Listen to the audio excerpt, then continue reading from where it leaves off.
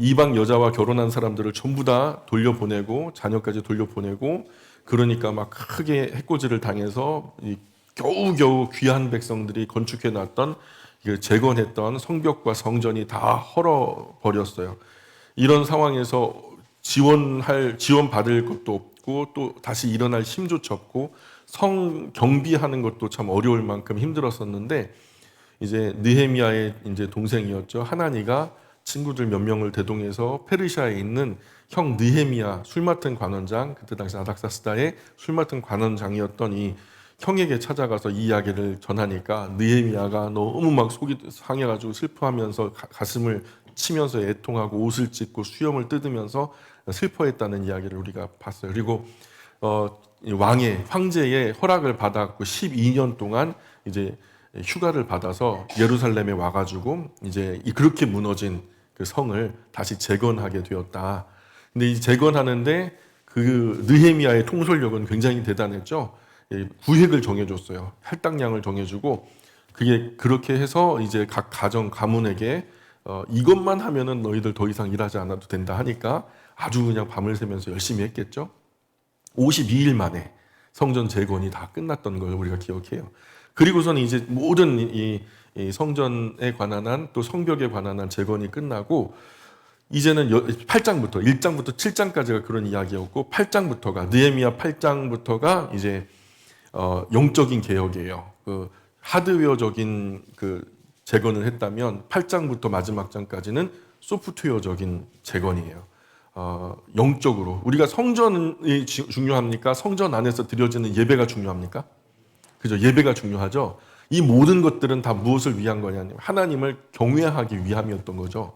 그러니까 이 1장부터 7장도 참 중요하지만 7장 이후 8장부터 마지막 장까지 훨씬 더 중요하니까 주무시면 되겠어요? 안 되겠어요? 안 되겠죠? 예. 뭐 하나님 평안 주시면 어쩔 수 없겠지만 제 은사가 또 재우는 거잖아요. 그래서 편안하게 제 목소리 품에 누워서 주무시더라도 코는 골지 마시고 어쨌든 하나님이 은혜 주셔서 잘 깨어있기를 소망합니다. 8장 1절 같이 읽어볼까요? 8장 1절 시작. 이스라엘 자손이 자기들의 성읍에 거주하였더니 일곱째 달에 이르러 모든 백성이 일제히 수문 앞 광장에 모여 학사 에스라에게 여호와께서 이스라엘에게 명령하신 모세의 율법책을 가져오기를 청하매 일곱째 달에 이르러 여기 밑줄을 긋으시면 좋아요. 이스라엘 자손이 본성 예루살렘의 성을 중수하죠. 다시 세우는데 그리고 본성에 거하는데 7월에 이르러 7월 우리나라 달력으로는 8월이요. 거기는 태음력을 쓰고 우리는 태양력을 쓰죠. 그래서 태음력으로서는 그 나라 7월이 우리나라는 8월인데 그때는 포도 따기를 다 마치고 포도즙을 짜요. 그 포도 알맹이 그대로 놓으면 다 지금 뭉그러지고 썩잖아요.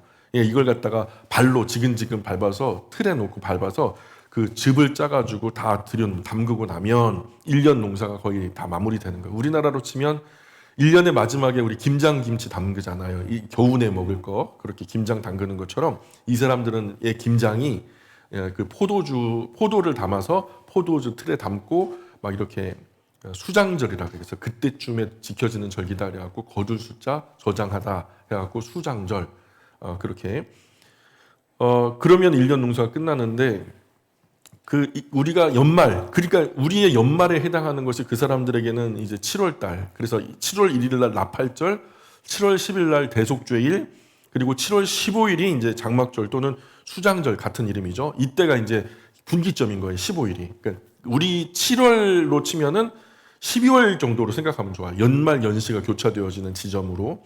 월은 10월이지만 이 나라의 정서는 마치 무분해와 새해를 맞이하는 그 교차점에 있다라고 보시면은 15일 이 수장절을 중심으로 해서 반으로 나뉜다 이렇게 생각하면 좋죠.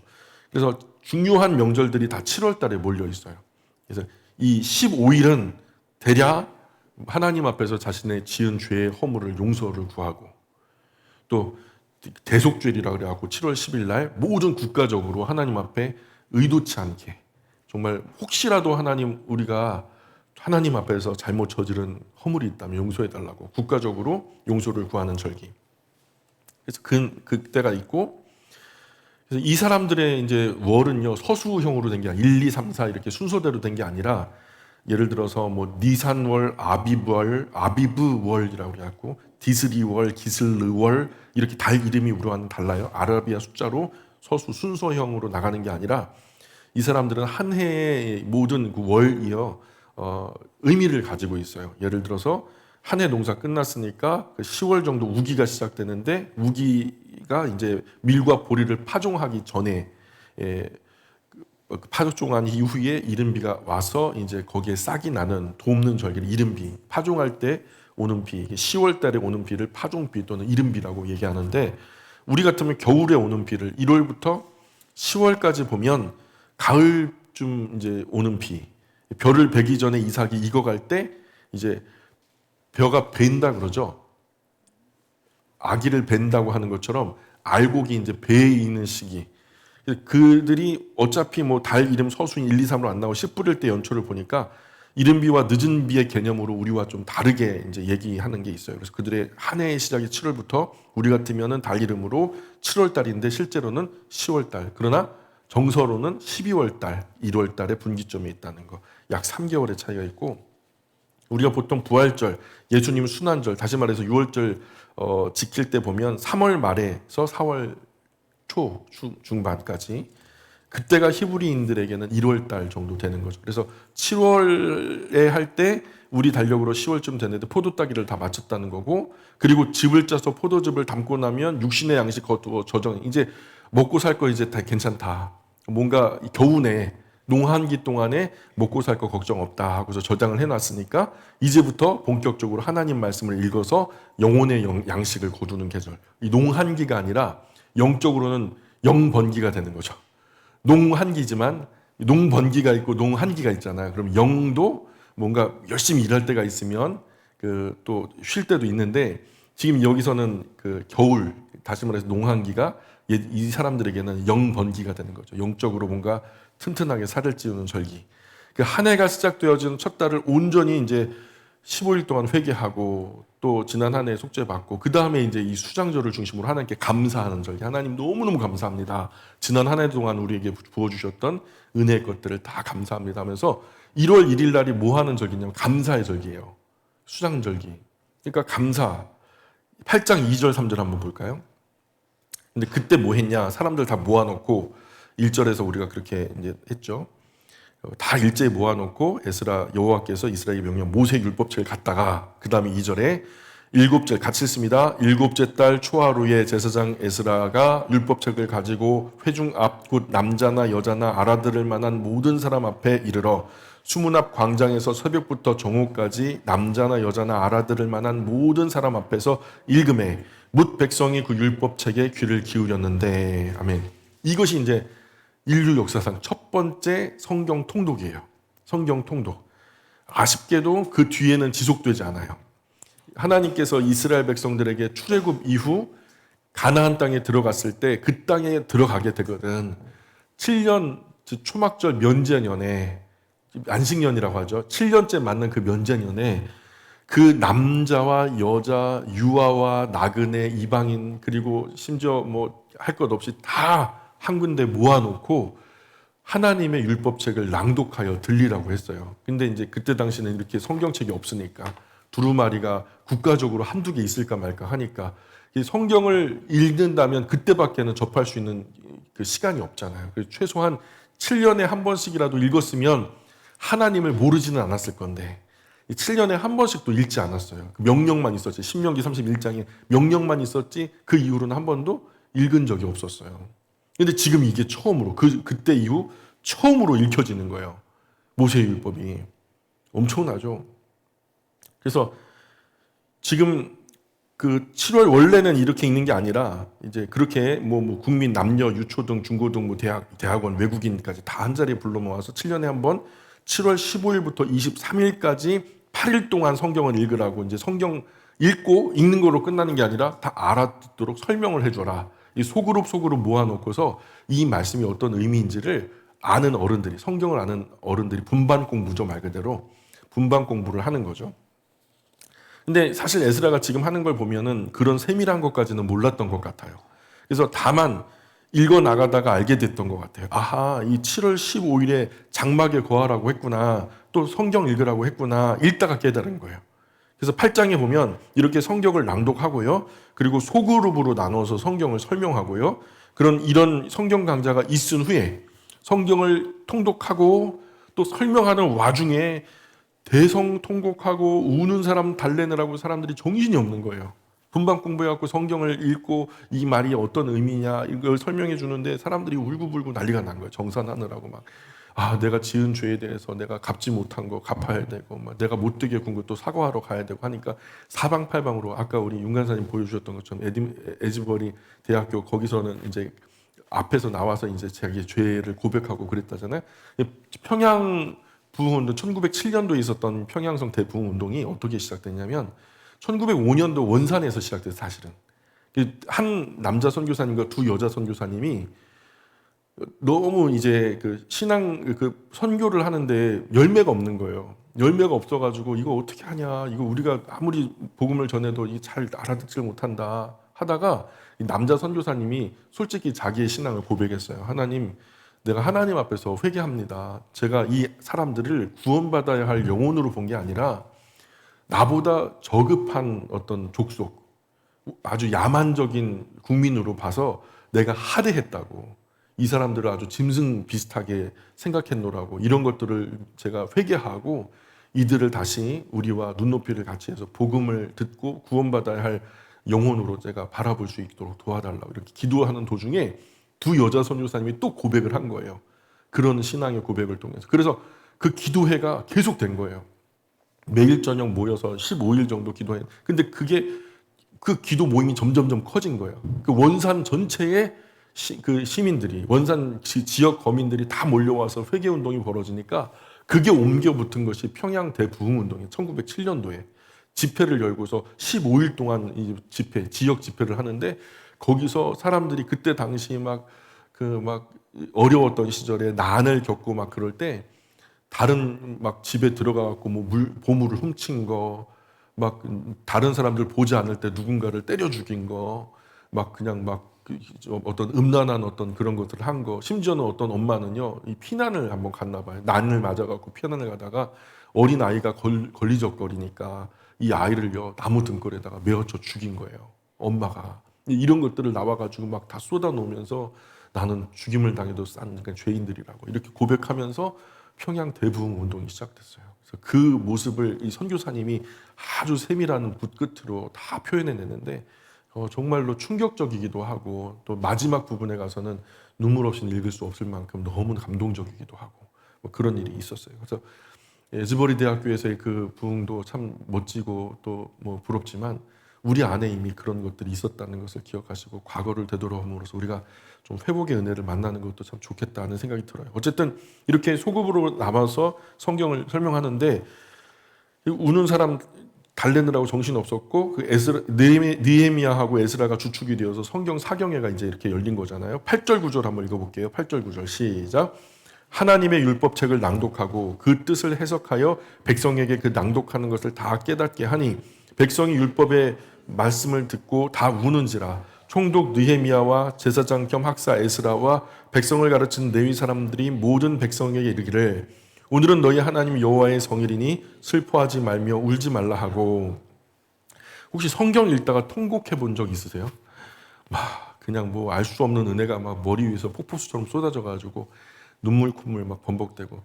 저희 어머니 성경책을 가끔 제가 보는데 뭐 있는지 알지도 못하실 거예요. 근데 그 옛날에 수성펜으로 세로 글씨 이렇게 했을 때 그게 다 젖어갖고 번져 있고 그러니까 그게 왜 그런지 몰랐는데 콧물 때문에 콧물 눈물 때문에 그게 그렇게 다 번져 있더라고요. 성경을 읽다가 통곡해 보지 못하신 분은 사실 성경 새롭게 봐야 된다고 저는 생각해요. 성경이 어떻게 기록된 책인데 읽다가 통곡하지 못했다면 마음으로가 아니라 의무감에 읽을 수 있어요. 이건 그리스도인은 무조건 읽어야 되는 거니까 목사님 읽으라고 하니까 그 읽은 거지만 그건 가짜 읽은 거예요. 마음이 담겨져서 온전한 마음으로 마음을 이 성경 말씀에 두고서 읽었다면, 이 성경 가지고 사실 오늘 웃기는 사람 많거든요. 성경 읽다가 통곡하는 사람들은 거의 없는 것 같아요. 요즘에 주일학교 성경 뭐 이렇게 아이들 프로그램 보면 성경 몇 절 읽어놓고 아이들 재밌게 하려고 막 가진 막 시청각 교보제 막 심지어 만화 영화 틀어주면서 노래하고 춤추고 게임하느라 정신 하나도, 하나님은 그 안에서 울고 계신데, 그 말씀 안에서 하나님은 지금 막 가슴 찢기는 슬픔 속에서 울고 통곡하고 계신데, 교회는요 통곡하지도 않고 동곡을 해도 시원치 않은데 노래하고 춤추고 있다니까요. 정서가 다른 거예요. 동상이몽이라고. 하나님의 꿈과 오늘 교회의 꿈, 목회자의 꿈과 또 성도들의 꿈이 달라요. 성도들은 다 자기들을 세우기 위한 어떤 복을 기복하고 있고, 목사는 교회의 어떤 부흥과 성공을 위해서 기도하고 있고, 하나님은 그게 아닌데, 하나님 동상 삼몽 사몽이 돼가지고 오늘 한국 교회가 아주 복잡하죠. 그렇게 읽는 것은 제대로 읽은 게 아니다. 제대로 읽었으면 그렇게 될 수도 없고요. 찬물기 앉은 것처럼 침묵 가운데 그저 하염없이 눈물 흘릴 수밖에 없는 정서가 하나님의 정서거든요.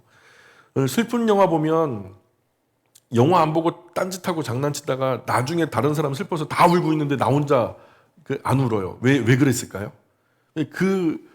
이 자초지종을 모르니까요. 영화가 시작될 때부터 왜 이런 그 흐름을 갖고 여기서 사람들이 왜 우는지 이 정서를 같이 맞닿아서 흘러가지 않았으니까. 그러니까 딴짓 내내 딴짓하다가 그 한 부분 보고서 이게 뭐 울 일이야? 막 하면서 혼자, 다른 사람들은 다 울고 있는데 혼자 안 우는. 영화의 처음 오프닝부터 감정의 흐름을 같이 해서 그 스토리 자초지종, 기승전결 경험한 사람들은 다 같이 울 수밖에 없죠. 마찬가지로 우리가 지금 성경 전반을 정리하면서 지나가고 있는데, 이 모든 정황을 우리가 정서적으로 온 마음으로 받아 알게 되면 지금 우리가 노래하고 춤출 때인지 주저앉아 울며 하나님의 긍휼을 바랄 때인지 우리가 스스로 분명하게 분별할 수 있는 능력이 생긴단 말이에요. 아마 성경이 정말 크게 다르게 보일 거예요. 지금보다는 훨씬 더 무겁고 지금보다는 훨씬 더 충격적으로, 마치 도끼날이 내 심장을 쪼개듯이. 그래서 하나님의 말씀은 혼과 영과 및 관절과 골수를 찔러 쪼개기까지 한다고 말씀하잖아요. 그 말씀이 무슨 의미인지를 못 알아들었으면 아직은 제대로 성경을 읽은 적이 없다는 거예요. 하나님은 피눈물을 흘리고 계시는데 교회들은 자기 만족에 도취돼서 노래하고 춤추고 큰 예배당 짓고 종교 사업하는 모습 진짜 두렵고 소름 끼치는 부분이거든요. 오늘 말씀에 하나님 말씀을 정말 제대로 깨달으니까 다 울었대요. 다 울었대요. 다 우는지라 그러잖아요. 8장 10절부터 보세요. 10절로 11절, 12절까지 한번 읽어볼까요? 10절, 11절, 12절 시작. 느헤미야가 또 그들에게 이르기를 너희는 가서 살찐 것을 먹고 단 것을 마시되 준비하지 못한 자에게는 나누어 주라. 이날은 우리 주의 성일이니 근심하지 말라. 여호와로 인하여 기뻐하는 것이 너희의 힘이니라 하고, 레위 사람들도 모든 백성을 정숙하게 하여 이르기를 오늘은 성일이니 마땅히 조용하고 근심하지 말라 하니, 모든 백성이 곧 가서 먹고 마시며 나누어 주고 크게 즐거워하니 이는 그들이 읽어준 말을 밝히 알미라. 아멘. 밝히 알미라. 성경을 읽었고 그것을 가르쳐서 사람들이 다 알게 됐어요. 오늘은 근심하지 말래요. 왜냐? 주님의 성일이다. 이것은 뭐냐면 우리 안에 두고 온 일상에 걱정, 근심거리 많죠. 근데 하나님 앞에 근심하면 그건 불신앙인 거예요. 하나님은 전능하시다면서요. 나의 이 모든 슬픔, 아픔, 어려움을 다 해결하실 수 있는 분이라고 믿는 거잖아요. 그죠? 그것을 신앙 고백하는 사람들이 그리스도인들인데 또 하나님의 자녀들인데, 주님의 성의를 맞아서 주님이 우리 가운데 임재하여 계시다고 믿는 사람들이 두고 온 어떤 여러 가지 슬픔의 요소들 때문에 또 어려워하고 근심하고 슬퍼하고 하면 그 자체가, 그 모습 자체가 사실은 불신앙인 거죠. 우리가 잘 알듯이 사무엘에 가보면 한나가 아기를 못 낳는 것 때문에 되게 근심하죠. 근데 타락한 제사장이 하나 있어요. 엘리가 그 한나의 기도를 보니까 술 취해가지고 그냥 버벅거리는 것밖에 안 들린 거죠. 그래서 술 취해, 뭐 술 좀 적당히 마셔. 예배당까지 와갖고 술 마시고 주정 부린다고 막 그러니까, 아니요, 제사장이 그거 아니라 내가 속으로 여자로서 수치스러우니까 입을 벌려 얘기하기가 뭐하고, 그래서 이렇게 조용히 하나님께 기도한 거라고. 뭐가 그렇게 근심이 많냐 그랬더니 제가 여자인데 아기를 못 낳습니다. 그랬더니 야, 걱정하지 마라. 하나님 주실 거야. 가. 그러니까 그때부터 한나가 어떻게 했대요? 마음에 근심하지 않고 주실 거 믿고 기쁜 마음으로 갔다는 거예요. 그랬더니 주셨다는 거예요. 이게 신앙인 거예요. 나에게는 소망이 없어. 그럴 능력도 없고. 그러나 누구에겐 그 능력이 있어요? 하나님께 있으니까. 그 주님의 성일, 우리가 하나님의 소망을 바라보는 날이지 나의 절망을 바라보는 날이 아니라는 거예요. 그래서 그 날 하나님 말씀 앞에서는 소망을 보는 것이지 우리 삶의 어떤 절망이나 슬픔의 어떤 속된 말로 어르신들 말하는 빨간 약 아까진게 바르는 그런 날이 아닌 거예요. 존재적으로 회복되어지는 우리의 창조주 하나님께서 우리를 완전히 리프레시하시는 회복의 날이니까 근심하지 말아라 그렇게 이야기하는 거죠. 그래서 성경은 절대로 부분적으로 볼 것이 아니에요. 66권 전체가 큰 그림으로 환하게 그려질 때까지 배우고 가르쳐야 된다는 거죠. 교회마다 그런 제도와 시스템이 빨리 마련돼야 돼요. 어떻게 해서든지 시간을 너무 길게 잡지 말고 적어도 길어도 3년 안에 66권 통달할 정도로 읽고 공부해야 된다. 교회에서 부탁드리는 대로만 따라오시면 돼요. 적어도 1월 1일부터 12월 31일까지 우리 영광교회는 일독을 할 수 있는 프로그램을 가지고 있잖아요. 디보션 타임을 통해서 아침에 그렇게 진지하게 흐름을 시간 순서대로 연대기적으로 성경을 읽고 계시고, 그리고 그 말씀을 읽으시면서 예배당에 나와서 성경에 대한 이야기를 또 들으시고, 또 그거보다 더 세밀하게 성경 강좌를 통해서 이제 들으시고, 성경 이야기를 통해서 절 단위로 장과 절 단위까지 환하게 이렇게 설명해 주는 거니까 그때는 7년에 한 번 모이는 게 참 어려웠어요. 그죠? 왜냐하면 성경이 하나밖에 없으니까 모여야 되고 모여서 그렇게 다 들려줘야 되니까. 지금은 여러분 개인적인 성경 테이블 안에서 이 과정이 다 가능하게 됐어요. 그리고 매주 드리는 이 예배 속에서 또 오후의 성경 강좌 속에서 이 장치들이 다 만족이 된단 말이에요. 이거에 뭘 더 붙이면 힘들어져요. 피곤해지고. 신앙생활을 영위한다기보다는 버티고 견디기라고 부담스럽고 괴로워요. 그러면 안 되고 교회는 최소한의 것. 일상에서 오히려 그것이 어떤 복음의 폭발적인 능력이 나타나야 된다고 저는 그렇게 믿어요. 그러니 교회 안에서 뭘 하려고 하지 마시고 일상에 가져가셔서 그 안에서 실천하시는 저와 여러분 되었으면 좋겠고요. 어쨌든 이렇게 느헤미야 8장을 보면 에스라가 성경을 읽고 가르친 이 성경 강좌가 인류 역사 처음으로 있었고, 이때 준비위원이 바로 느헤미야였다는 거. 그래서 에스라 느헤미야 때에 성경 공부를 했었다라는 걸 이해하시고, 이제 느헤미야라는 사람이 어떤 사람이었냐, 이걸 좀 잠깐 정리하고 마무리하려고 해요. 첫 번째로는 영적으로 아주 성숙하고 신중한 사람이었죠. 우리가 1장부터 지금까지 봤는데, 왕에게 무슨 질문을 해서 섣불리 대답하지 않죠. 바로 하문을 했으면 바로 즉시 답변을 드려야 되는데, 그 짧은 대답하는 짬 시간에도 하늘의 하나님께 묵도하고 대답을 준비할 정도로 아주 신중한 인물이었다는 거. 모든 사람에게, 두 번째로는 모든 사람에게 신뢰를 받는, 신임받는 그런 사람이었다는 거. 그가 파송되어서 예루살렘으로 올 때에 그 뒤에 있었던 사람들이 그의 뒷모습이 아름답게 비춰졌어요? 아니면 그의 뒷모습이 얄밉게 비춰졌어요?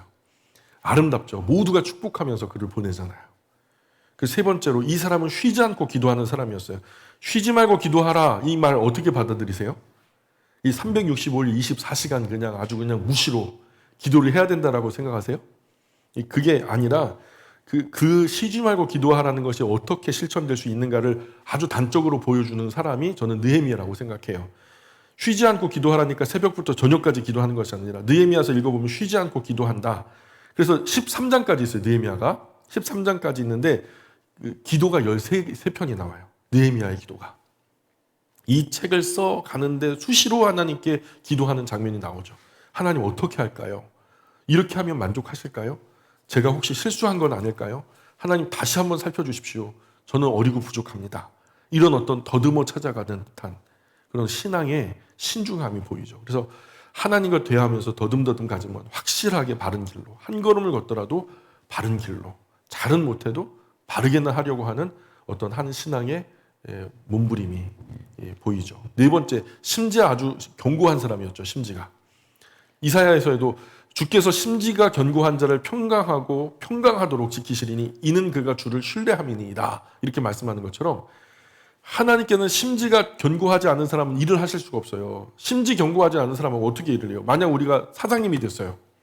저와 여러분이 사장님이 됐어요.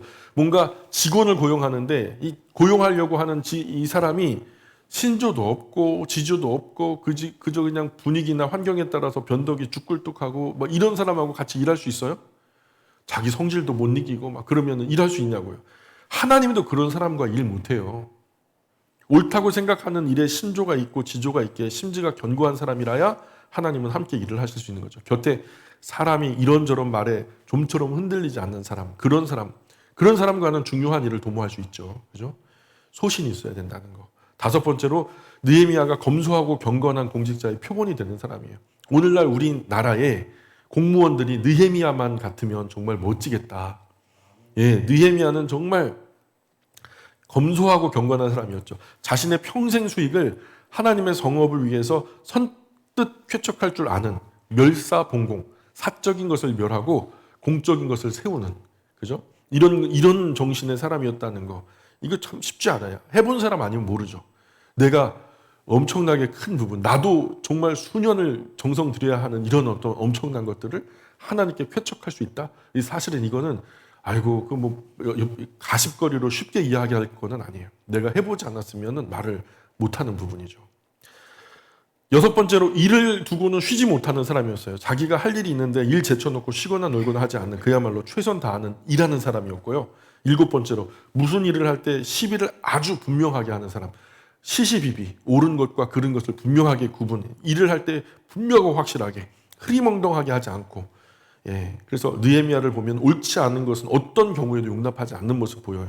아무리 주변에서 협박, 공갈, 중상모략, 회방이 있어도 자기가 옳다는 바 소신 있게 밀고 나가는 아주 시시비비가 분명한 사람이었다는 거. 여덟 번째로 방금 전에도 말씀드렸지만 공과 사를 구별할 줄 아는 사람이었다는 거.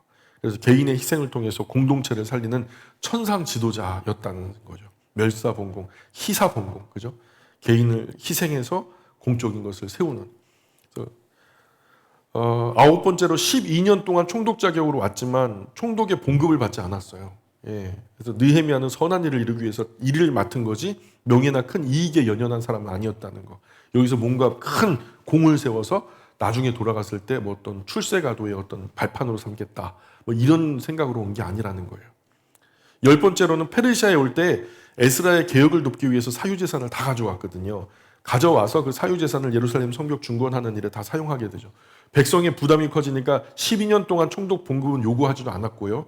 백성이 큰 부담을 안고 예루살렘 중건 헌금하고 또 노력하고 동원하고 막 그러는데 자신이 봉급받는 것이 민망했던 것 같아요.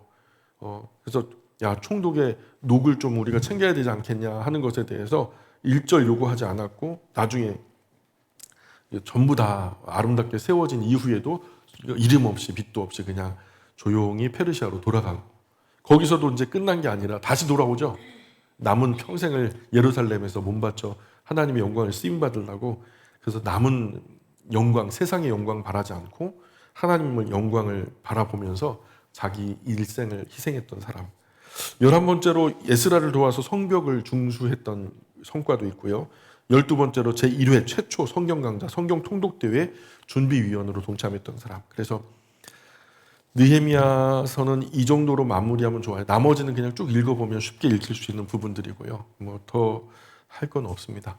다음 시간에 우리가 시가서로 들어갈 거예요. 시가서 들어가서 욥기 이야기부터 시작할 건데, 욥기 이야기부터 우리가 간단하게 조료하는 거예요. 그 주일 낮에 이야기 설교 시간에는 이걸 그 욥기의 말씀을 갖다 절 단위로, 장 절 단위로 하지만 오늘 성경 강좌 시간에는 아주 간단하게 조려서 욥기 이야기를 1시간에 마무리하려고 해요. 그래서 욥기 이야기 그러면은 그 통독해서 오시면 되겠습니다. 자, 오늘 여기까지 할까요? 오늘 되게 짧게 끝났죠? 30분 만에. 예. 예. 5분 이상 주무시면은 그렇게 됩니다. 예. 기도할게요.